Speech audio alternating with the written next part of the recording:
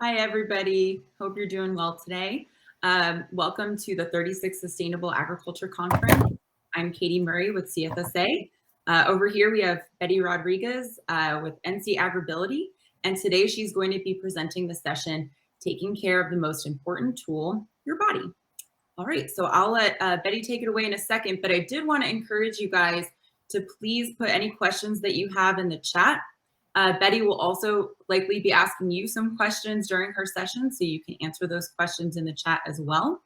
And right after she's done presenting, we'll do a quick Q&A at the end. All right, Betty, take it away. Okay, thank you, Katie, for the introduction. And yeah, so today there's a lot to share, and I'm so happy to be here with you. Thank you for joining us today on this session. And there's some things that we usually forget, and it's about ourselves. Have you ever think about,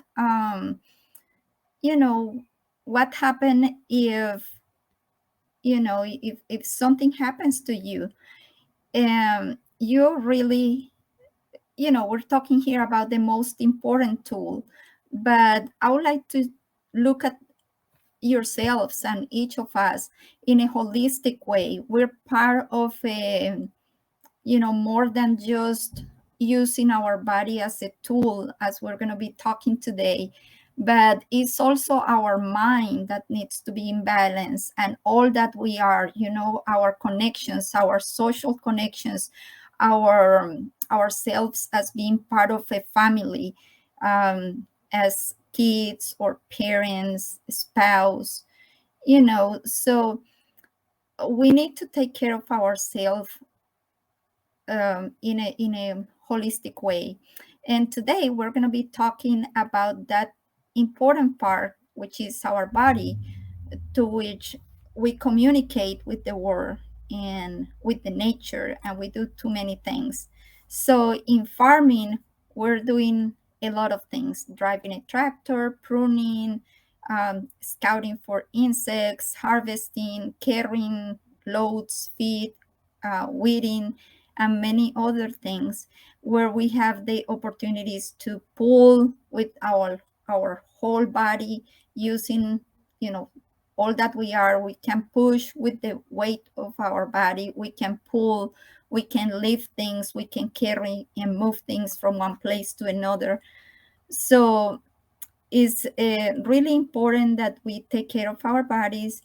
And there's a lot of physical activity in farming, and that's, good. We can be safe in farming while we're working, and we're going to learn some tips today.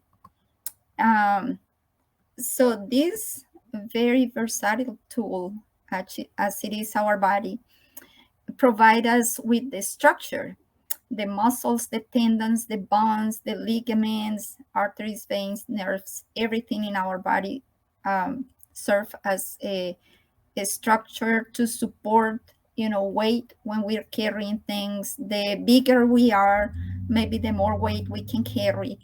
um, there's also advantages to be shorter or tiny. We can, bend down, go to places, reach out to things that a larger hand cannot reach. And the body also give us movement, and on that movement we can, you know go up and down in the farm, but we also have to allow our body to recover. So when we're doing a very hard work for a long time, usually our hands or our backs are feeling tired, so we need to give our body time to recover. Is very, very important. And the body force, what I was saying about, pushing with all the weight of our body. We can push, we can lift things, and apply force whenever needed. So really, this is our best tool we can have. Okay, thank you everyone for your support on this little difficulty we have here.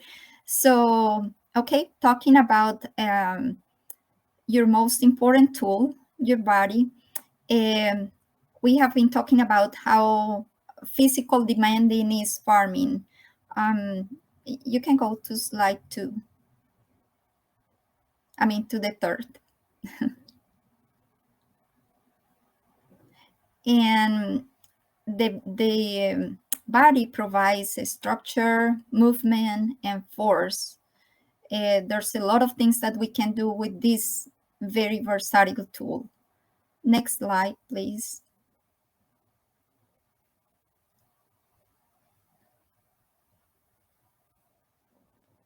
And in farming, we have a lot of activities to do with our body, and it allows us to pull, push, lift, carry things, sort seeds, and do many different tasks during the day. Um, Next slide, please. And I was talking about how sometimes when we're working in the farm or in the garden, we get hurt. You can, yeah, that slide that's good. And we can get hurt, have a back injury or have a pain in the shoulder, in the wrist, in the arms. Um, our knees can be also suffering from that very long hours spending in the farm, working, or in the garden. And before we go and talking about this, I just want to talk a little bit about how agriculture compares with other industries. Next slide, please. And then on the next graph, we're going to see how agriculture compared to construction, manufacturing, and many other industries. Here we see the number and rate of fatal work injuries. And this is, on the blue side, you see that construction has the larger number of occupational fatal work injuries. But when you look on the orange side, on the right-hand side, there's a lot of, the rate of injuries more than double the construction industry in agriculture. So we have like 23%, while construction has like 10%. And so I like to show these numbers not to scare you, but just to look at the reality, what's going on here in agriculture. We know that agriculture is a very hazardous industry, but we also know that we can do, better. We can be safe while farming and gardening. And what it is important here is, you know, in farming, most of our farms, 90% of our farms are small family farms. That means that it is basically the nuclear family, and so with enterprises that are less than 11 employees, you don't need to report to OSHA for injuries or any incidents in the farm. So these numbers here that you're looking here, this is from the Bureau of Labor Statistics. The numbers that they show here is from those farms that report to OSHA incidents and everything. So maybe the numbers could be larger if we include the small family farms. Next slide, please. So when we look at what are other industries doing, I think what they're doing, and I have been coming to different workshops and trainings about ergonomics in the industry in general. They do a lot of training to the employees and educational activities. Next slide, please. And they have been able to reduce, like construction has been reducing the injuries in a really quickly, but if we look at, can you do the one before? When we look at agriculture, we see that the numbers have been reducing with training and all of the things we do. But still, there's more needed, and what I think we need is, number one, just have that desire to do things, or to adopt those safety measures that we can keep ourselves and our families safe. So here we see the number one uh, leading cause of fatal work injuries in farming is a tractor rollover, and the leading cause of non-fatal injuries is usually slip, trips, and falls. Next slide, please. And we're gonna see like the number one cause of missing work days, or not being able to work one day, is because of the cumulative trauma injuries. So there's two different types of injuries: the acute injuries and the cumulative trauma injuries, or musculoskeletal disorders. And acute injuries are those that happen with one time trauma, like a tractor rollover, like a fall. So it's just one time that you are in contact with or that you're in this risky situation, and then you have the injury with just one incident. Cumulative trauma injuries or musculoskeletal disorders are those that are accumulating throughout the years. It could be, yeah, months, years, and then you're exposing your body to the same stressor over and over, and then your muscles or your ligaments, your joints are kind of deteriorating throughout the years. And statistics show that more than 200,000 farmers, ranchers, and ag workers acquire occupational injuries each year that limit the ability to perform essential work tasks.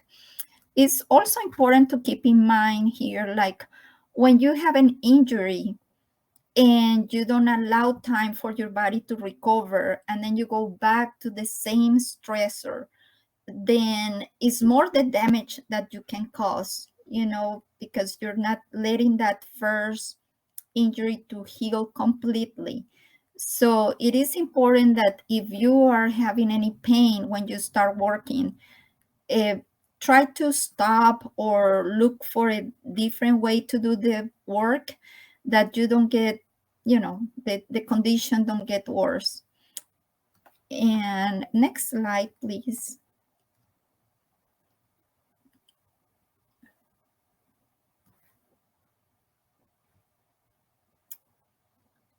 And here I want to introduce the term of ergonomics.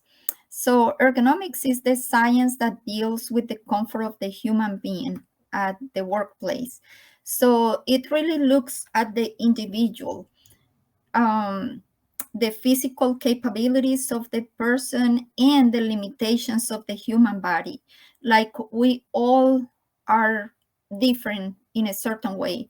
When we listen the term of ergonomic tool, usually they're designed with an average person.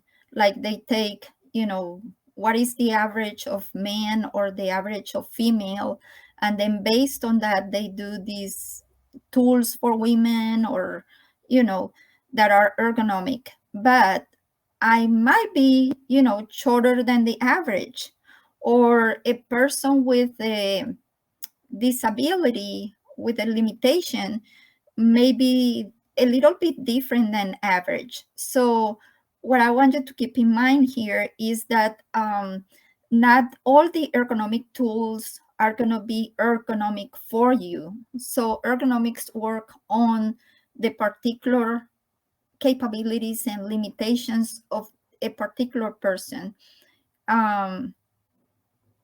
And here we're going to see, how those abilities and limitations relate to the work that the person is doing, the tools, and the environment where the person is working. Okay, next slide, please. Okay, so the factors that influence musculoskeletal disorders, it could be ergonomic risk factors as the amount of force or the number of repetitions that we're doing in a particular task, the postures that we're having, if we're exposed to vibration or high temperatures could be also, or very low temperatures. But there's other factors that can come with the individual. So let's say the physical conditions, or if the person is having a particular limitation, like a very low movement in one hand or things like that.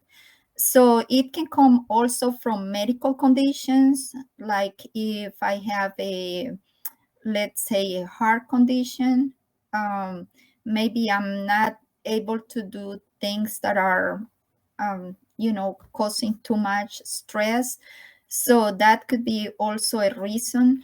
And other things could be pregnancy or hobbies. If I get injured, or if I do hobbies that, maybe they are taking a little toll on my back or something like that. And also the psychological factors. And that could be, when we're stressed, our body gets so tense and the muscles, so it's easy to get injured if you're having, like when you're rushing to get your job finish. And usually injuries or accidents happen when the person is just doing this last thing that I need to complete my project for today. So we need to be very careful with those kind of things, and you know eh, plan for our work. Okay, next slide, please. Okay, so before we start working, on a daily basis, is very important to move, exercise, and stretch. So this helps our bodies to be more fit for the day. So it provides more flexibility to our muscles, our joints, our ligaments and tendons. So, sometimes when we go out, and I have heard many people saying, I'm very active all day. I don't need exercise because I'm in a farm and I just go up and down and walk all the farm all day. So I really don't need to exercise. But while you're working, all that, it is totally different, the exercise or the amount of activity that you can do by working, than taking a time to really stretch those muscles or do a little bit of cardio, that allows your blood flow to be better. And that helps also the body to regulate the body temperature, like in the colder days. And so you really will be for sure doing a better job, be more alert of anything that could happen around you if you have been able to stretch in the morning.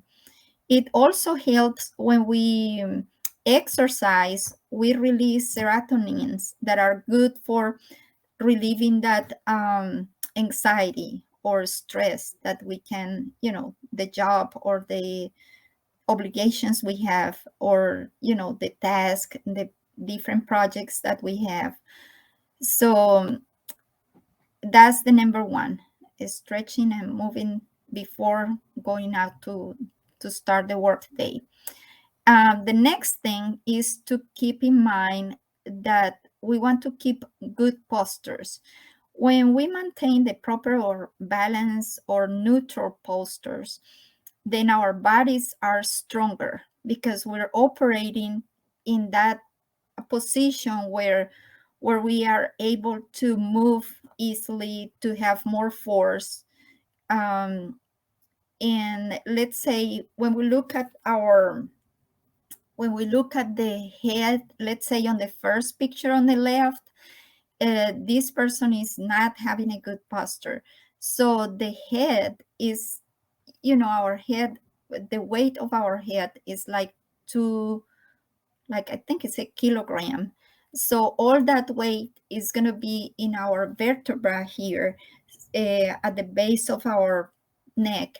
And if we are not having a good, like when we're in a good and balanced posture, our neck and all our muscles, our vertebra and the tendons and everything are going to be aligned and are going to be operating better.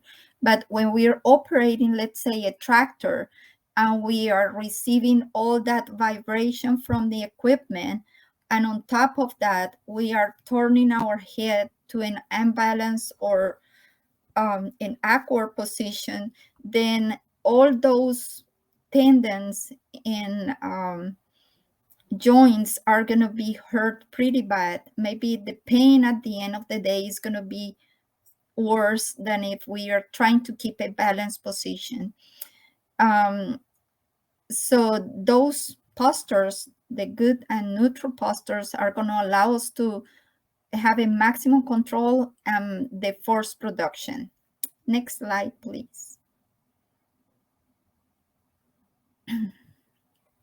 And I want to talk to you about one thing that we do very frequently, and is bending over. So when we bend at the waist, the back curve putting stress on our spine. But when we do the hip hinge, I'm going to show you on a video later. But if we bend at the waist, is like we're putting more stress on our back and our vertebra. But when we do the hip hinge, is kind of bending, just keeping the back pretty straight and just moving our bodies forward, but moving from the hip. So that's where we're gonna do the hip hinge. Then the bending is gonna occur at the hip joint, and that's gonna give us a better motion. Next slide, please. And on the next slide, we're gonna see some African ladies that are, I don't know exactly what they're doing. I think they're trying to get gold or something. But the one on the left, she has a very straight back. The one on the right, you can see that her spinal cord is pretty bended. And so there's, this position is pretty easy, and if you use it, you're going to notice that you're going to be able to do many things, and maybe stay in that position for a longer time without hurting your body or your spinal cord or your legs. So the way to do this hip hinge is to place your feet about 12 inches apart, keep your back straight. As you bend your knees, allow your pelvic bone to move backward. Fall over by allowing your pelvic bone to slide through your legs, down and back. So this is a very kind of a position that can give you a very stable position. And the next slide, please. And if you would, please click on that video.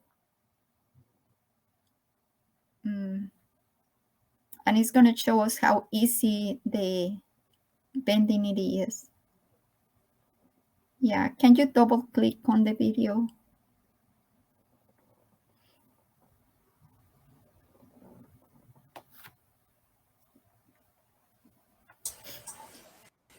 We'll play it afterwards. It won't play in here right now.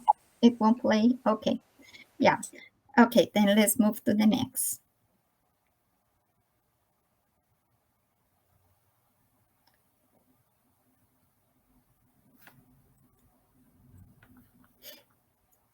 Okay, so now when we're lifting heavy items, we know that we can hurt our backs, and it's good to have the proper way to lift items, lifting in the appropriate way. And I know many of you know here how to do the proper lifting. So when 36% of injuries involving missed work days were the result of shoulder and back injuries. So trying to learn and apply this concept of proper lifting is very important, and we're going to see on the next slide.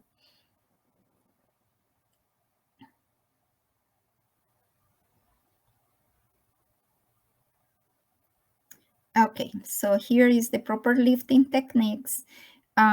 So you want to see, well, first, before you lift that box, it is good to know, look at the box and inspect it to see if there's any nails sticking out, or how much does it weigh. Usually, if it's more than 50 pounds, we better look for a different way to lift this box.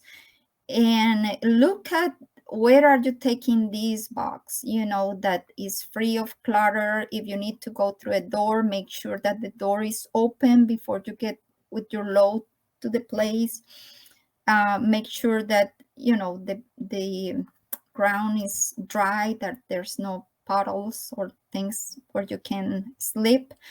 And then try to keep that box as close to your body as you can.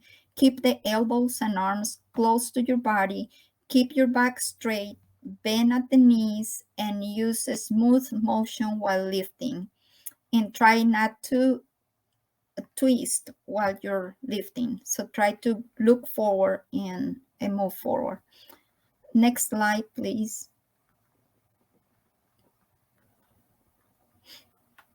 Okay, so here I want to make a little comparison of energy expenditure and lifting behavior. So if we look at the proper lifting, let's think about you have 5 boxes of 50 pounds, and you're gonna do this exercise here of just bending down, picking that box and taking it somewhere, and then coming back, getting the next box and doing the same thing. So really, if you have too many items to lift, your knees are going to claim on that, because is this proper lifting technique is good, but when you have few items, if you have many items, I think you need to look for some other kind of help or something to do the proper lifting and to keep your body in a good shape. So now bending over. So bending over is not the perfect way to do and to lift things, but many times we do this. Why? Because that saves energy. And usually we are used to do whatever, if we are standing up in a place or in a line and we see a chair, we're going to sit down because it's our natural way to save energy. We always are doing things in the easiest way. So usually we bend over because we feel that we are minimizing the energy expenditure. And so many times we sacrifice our bodies for doing things faster. But okay, so let's compare the good way to bend over, which is the table lifting and table bending, and the proper lifting. So what I would say is, if you're gonna lift something that is not very heavy, you're gonna be, let's say, picking up papers, or like the ladies in the creek trying to get gold. I think that kind of activity will be much better in the table bending position, because it's something that is not heavy. Now, if you have to lift something that is heavier, then just use the proper lifting techniques. And now, next slide, please.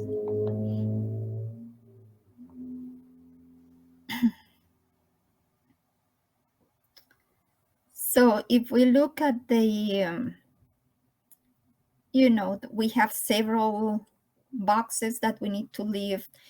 Well, I think I already talked about this. Are there, yeah, it's good to know also if I have a good way to grab that box. Do I have handholds, or is there any other way to lift that box? And next slide, please. And we also have to consider if we need a mechanical assistance. Maybe we need someone else that help us share that weight. It'll be 2 bags with a 50-pound item, so it's going to be 25 on each bag, which is much better than 50, right? We can also use conveyors if we're transporting these for, let's say, 10 feet or more away from the place. We can use the dollies or the jeep crane. This jeep crane is an electrical jeep crane that was designed by someone at NC State, and I have the information about how you can do it yourself, and it's very convenient, mostly for very heavy things. So you can just have the assistance and don't hurt yourself. Okay, the next slide, please.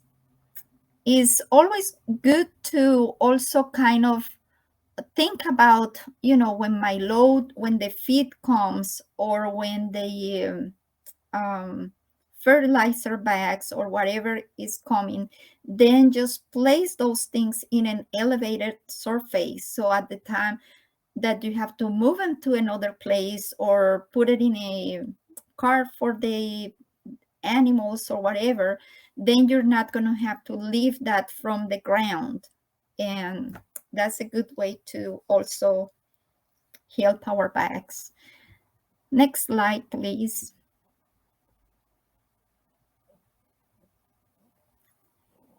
Okay, don't twist and turn. This is, having an awkward posture plus carrying a heavy load.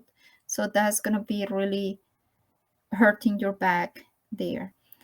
And when you're carrying the bags or the weight that you're carrying from one place to another, just make sure that if you tight your stomach muscles, you're going to have more stability.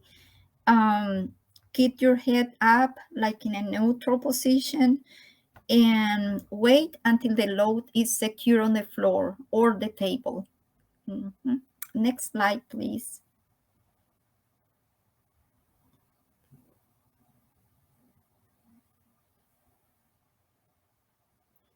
Okay, and talking about, let's say, if you're building crates for whenever it's time to harvest, it is good that you think on the design that you're going to use. So the more surface that you have close to your body, the better it is, because it will give you more stability and strength to carry the items. So we see on the left a poorly designed basket, and on the right is a better designed load with handles that are providing a way to keep it close to your body and a way to put your hands and secure your load there. Yeah, and that design can help you improve your productivity and the people working with you. And next slide, please. I want to show here the, I think, one before. Let me see. Oh, no, that's fine. Yeah.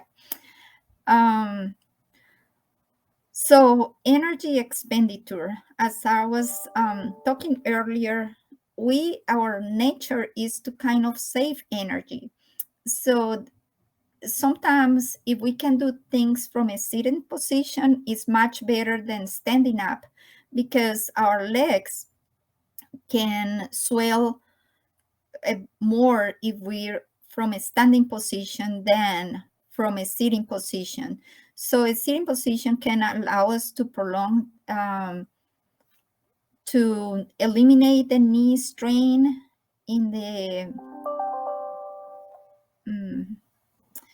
it can help us, to do a better job to keep our back straight, like the one in the bottom. Is also a design, I think it's a CDC simple solutions. I didn't have that to give you as a handout, but if you want to, I can put it on the on my booth, and you can download it later. But that's a simple, easy design. You can keep your back straight and just harvest as you go.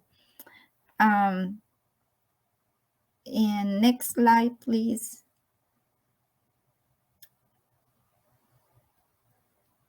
Okay, contact stress. So here we were talking about a good design for a tool. Let's say these pruners on the top.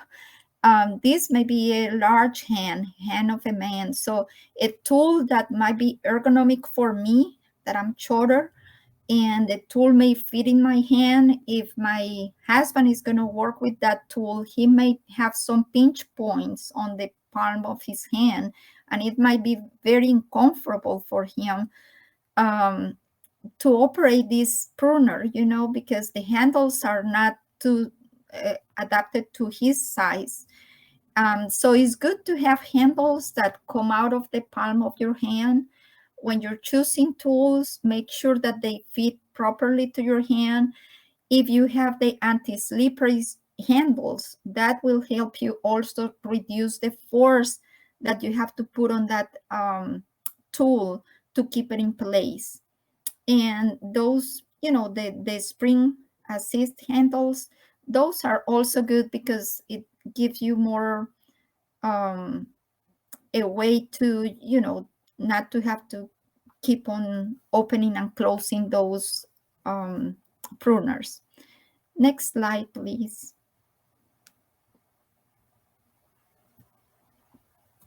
Okay, so I want to show you here the proper hand wrist posture.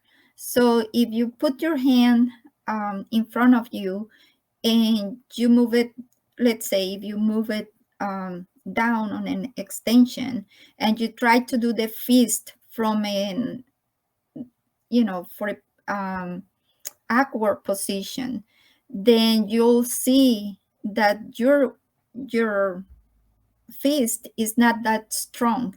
If you do your fist in a very balanced position, then your gripping ability is going to be stronger. You're going to have the power grip when you're in a balanced position. And this is good when you're operating. Let's move to the next slide, please.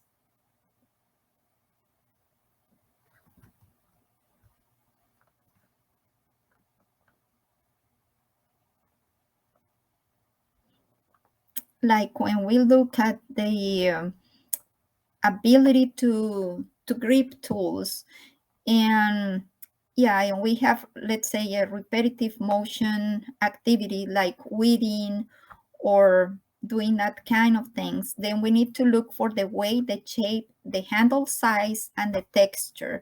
So I'm going to talk about that, the handle size. So if your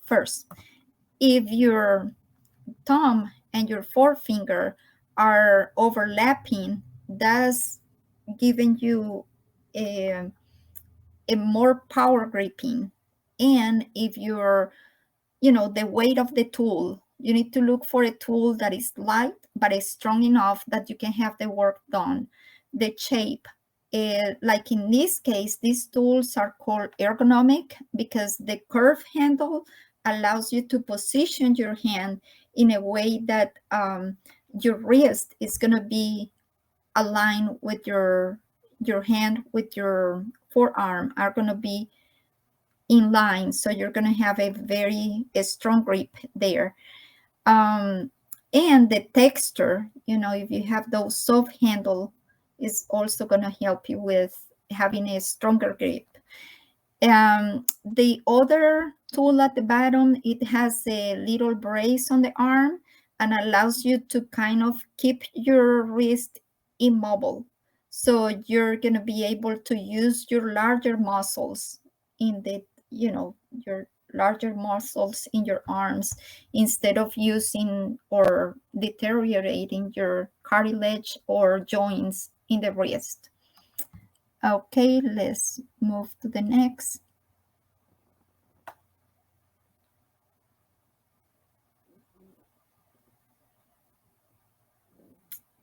Okay, these are other, tools that may be appropriate for,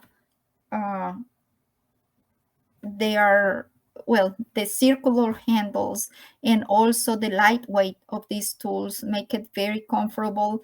And according to the person who's going to use it, let's say a junior tool for kids or for women, or for people in wheelchairs. If you're in a chair or a wheelchair and you want to reach out something, but avoiding to have this, large weight to handle from that position, or from, needing something that is lightweight. Okay, next slide, please.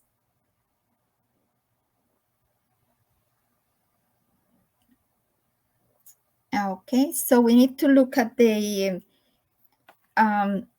digging and stooping over. So there's different assistance tools here that allow you to keep your back straight, like the back saver on the left is an attachment that you can put to your tool, and then what it does, it give you an extra point of support on that tool, so then you don't need to bend over that much, and you can put it on different tools, even tools that you want to use indoors or outdoors. The other, like the stepping tool, or this step where you can slide through your, let's say, your spade or your rake or whatever you're using, or digging the shovel or anything that you need to dig, and you can put your foot to help you push instead of pushing just with your back and the weight of your body. So this kind of give you more area where you can put your foot and be, is put a stronger force there. And next slide, please.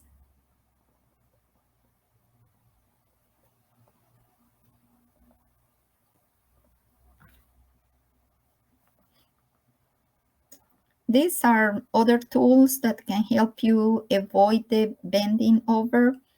The is a planter or transplanter and a seeder as well. Next slide, please.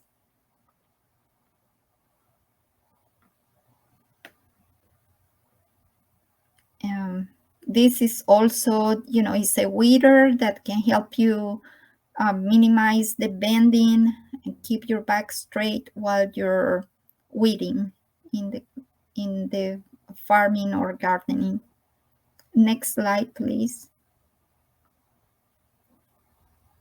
Okay, so in the farm, we're exposed to vibration, and the best way to minimize the vibration effects are, when you're purchasing a machine, many manufacturers already sell things that are, and they advertise that these have lower vibration than other tools. So they come, like incorporated ways to keep the vibration low. So that's the number one. But you also can look for, uh, wearing gloves that are anti-vibration. Some of them got like air bubbles that can absorb the vibration before they come to your hand. Just look for the design of the tool and see if you can ways to minimize that vibration. Next slide, please. Here we see like the picture on the top right.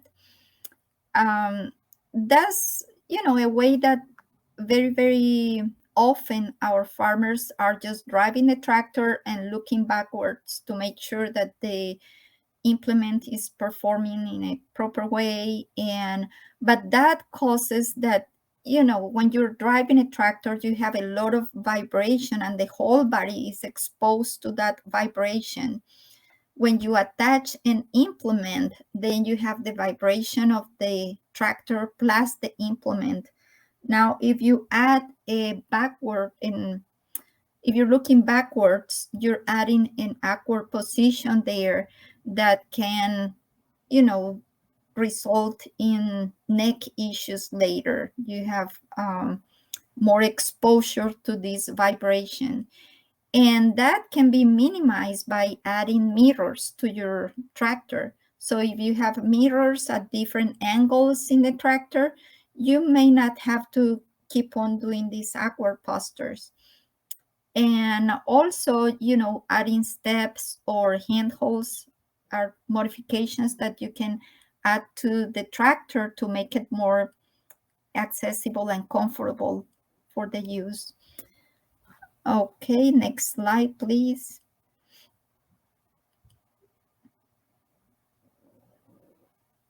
Very important is taking breaks. And like every 2 hours is good to, if you can have a place where you can just relax for a little bit. 10 minutes, 5-10 minutes is good to allow your body to recover from a very intensive labor work. Another way to relax and to allow your body to recuperate is to rotate the task. So use a different set of muscles that you were using in the previous one. And like if you were planting seeds, or if you were doing, like harvesting, then just stop harvesting and start moving things from one place to another, bring more crates, or walk around and see what else you need. And then you can keep on rotating between standing, walking, or sitting, or, squatting. Just make sure that you're rotating those activities throughout the day. And next slide, please. Okay, our learning points for today. What sorts of work are most likely to cause injuries? And I also hope that you learn the basic ergonomic rules for working safely. And a very, very important point is if this has served as an inspiration, to sit down with your family or your employees and identify risky tasks and come up with ideas or solutions that you can do. Sometimes the tools are more for grown-ups, and if the kids are using the same tools, can we maybe purchase some junior tools, or can we, to let the kids help and not, usually what happened with the kids in the farm is that they're very flexible. They have a lot of energy. They can do things faster than us, but their bodies can also, accumulate all these things that they're doing now. So if they can start from pretty early ages to take care of their bodies, it is really good, because that way their bodies can last longer in a good shape. And next slide, please.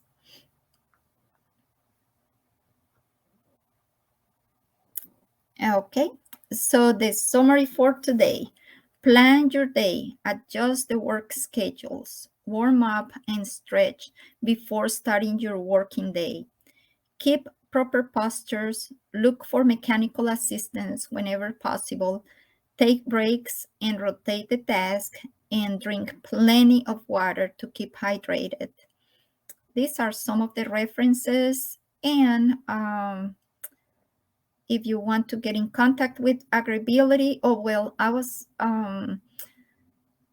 going to mention about the program. So if you have any challenges while you're farming, you can reach out to Agribility. We're serving farmers with disabilities, and we want to keep them safe and productive in agriculture. So whatever the disability is or the condition limitation, we can assist with services or resources.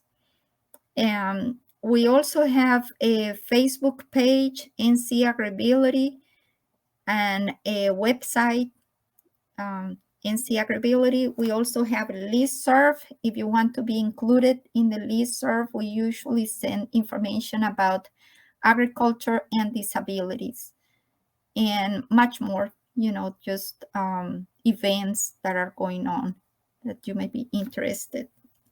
Do you have any questions?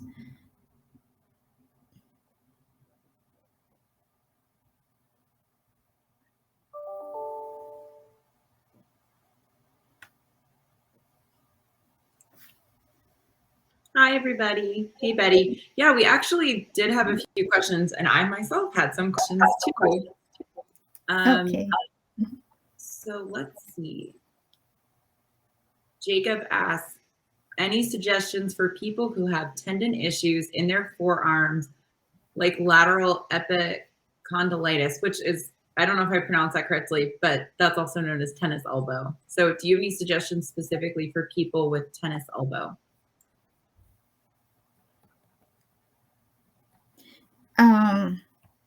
Well, yes, suggestions are, if we can maybe look at the task that the person is doing and try to look for ways to not to hurt their shoulders that much. I was looking on I don't know if it's the Simple Solutions or another article, and they have some kind of a metal vest that they put on top if they need to carry things, so that way the shoulder don't have to get hurt. But yeah, basically, if you're hurting, it's better not to do whatever you're planning to do until you look for a good assistance, either a tool or a different way to adapt the environment where you're working.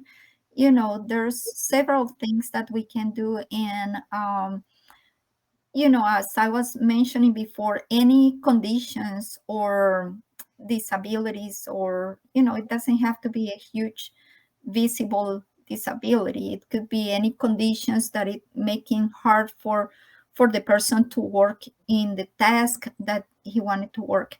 So really, we can check and see if this person wants to see the environment where he or she is working, and see if we can come up with solutions to help with that.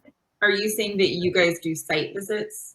We do site visits. Yeah, we can do wonderful. site visits. Yeah, and we have like our national agribility had created. I think it's 17 plowshares is the name of these little educational magazines, and each of them has for one different disability or conditions. So if there's some things that we have in our file, in our resources there, we can look for those adaptations, but we can also come out with new ideas, or for new or conditions that are not listed or that are not been working before. But I'm pretty sure we may have a lot of assistance for that. Also, we have on our National Agribility Project website, they have a toolbox, and on this toolbox there's a lot of, I think it's like 1,400 different tools and adaptive equipment, or ways to adapt equipment that can be useful if you want to take a look, and you can search by different topics. I'm going to go ahead and put that in the chat for you guys because that sounds like a really great resource. So we do have a few more questions actually that are coming in, which is awesome. So Mike Hansen asks, can you please provide information about how you help paraplegic farmers? Yes. We have a lot of assistance and a lot of resources, kind of adaptations and things we have been using in the past. But let's say for people who just lost the mobility, we have been doing, if according to what the goals of the person are. So let's say if this been a farmer that has been in the tractor, either cultivating the land, or in a combine harvesting or things like that, I want to be able to continue doing that. We have been assisting some of our farmers with tractor lifts or mobile lifts that they can use, that they can move from a wheelchair to a chair of this lift and go up to the tractor or the combine cab and be able to reach the tractor cab seat, and then move from one place to the other with just the little manual control. We have done other, well, different types of lifts according to the needs, but also for those who want to just supervise the farm or hook up the irrigation system or things like that, or operate something different. We have done like manual manual controls on UTVs, or it according to the mobility in the hands, it being joysticks or manual controls. Thank you so much, Betty. We have another question from Scotty. So he says, I know this is a hard nut to crack, but harvesting by hand, do you have any suggestions on doing so with a bad back and bad knees? Picking butter beans is a rough situation when you have problems bending and stopping. Yeah, harvesting by hand. Yeah, I have seen a lot of those, like the long chair. What was the one that I was showing in the picture? That's a solution from the CDC, the Simple Solutions. But I have seen one where the person can go, it's like a little cart where the person can go laying, on their belly. Oh, and wow. Can be, and it has like a little umbrella on the top. It's so cute. I have seen it on the. Put it in the chat.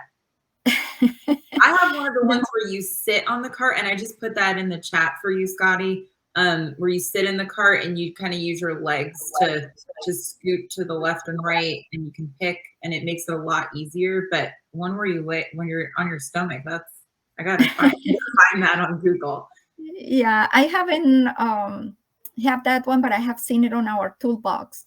But the rolling chair that you're talking about, yeah, there's one that is like the regular one, and there's another one with the back support that might be good for Scotty. That's a great idea. Yeah. So you kind of answered this question earlier. This is my question. The best place for us to find a lot of these tools that you outlined, like I was especially interested personally, I have a really bad back, like medically diagnosed back problems, probably from my years of farming and gardening. There's like a step, like a thing that you can put on your shovel to make it easier to step on it. Those sorts of tools, they're all in that toolbox, right? And do they link to where you can purchase them? Because I've never really seen some of these things before, or like the crane that you had earlier. You know what? I have here in North Carolina, we have been like putting together some of those tools I'm going to send it to you. Is our, did I send it to you? I think it's the show and tell toolkit. So we have like the picture of the tool, the purpose of the tool, and the name of the tool, and the link for the a place where you can buy it, and the approximate price. I think it's there on the materials that you helped me upload on my booth. Yeah, so just so everybody knows, we just today added some additional resources, a bunch of PDFs, like one and multiple page PDFs that you guys can check out and download in the NC Agribility exhibitor booth. So you can just go to the trade show icon and search for NC Agribility. You can find all those resources there. So yeah, those are available to everybody. And then that we're trying to improve that tool sheet, but Evan, our student, he was working on updating that, and I think the prices are updated and the links as well. Great. All right. Well, I don't see any other questions in here, but I did want to say thank you so much, Betty, for all the information. I know we had a rough start, but I hope everyone was able to stick around. It looks like they were, and we got lots of great questions, and it looks like a lot of people are really excited about NC Agribility, didn't know that you guys existed or that you had all these great resources. I see a lot of appreciation, a lot of thank yous. What else is in here? Yeah, it just seems like everyone's really excited about this information, and I know personally I am. So I'm excited to rewatch the presentation and really take it all in, and thank you so much for joining us. Thank you for having me here. Okay. All right, bye everybody. Have a great rest of the conference.